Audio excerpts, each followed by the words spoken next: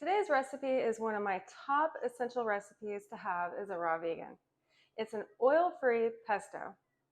Now this recipe goes perfectly with spiralized zucchini noodles or kelp noodles as a pesto pasta. Or you can use it as a dipping sauce or a topping sauce. I recommend having this available in the fridge because it can make any recipe come to life. The one thing about this recipe is it takes less than 5 minutes to make and it's less than 5 ingredients. So with this recipe, I'm going to be using my food processor. I'm going to use walnuts. However, you can actually use any nut of choice. If you want it to be nut-free, you can choose pumpkin seeds. But I'm going to go with walnuts because it gives it earthy, balanced flavor. So I'm going to do a half cup of each, a half cup of pine nuts because it gives it an oily base.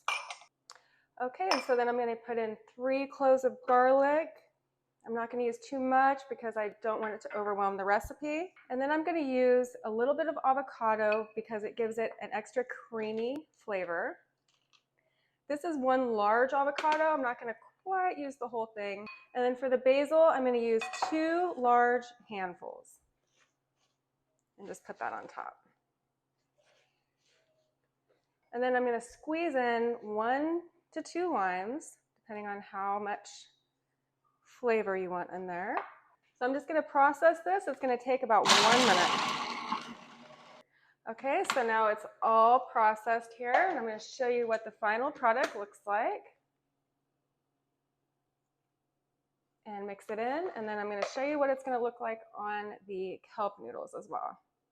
And I put a lot of sauce on mine because I like mine extra saucy. Now, kelp noodles are an excellent alternative to pasta because it has that pasta flavor. Okay, so then I'm just going to put a little bit of pine nuts on top to give it a little bit of crunch. I don't know about you, but I saved my appetite, and I thank goodness I did. So that's the kelp noodles, and this is the zucchini noodles.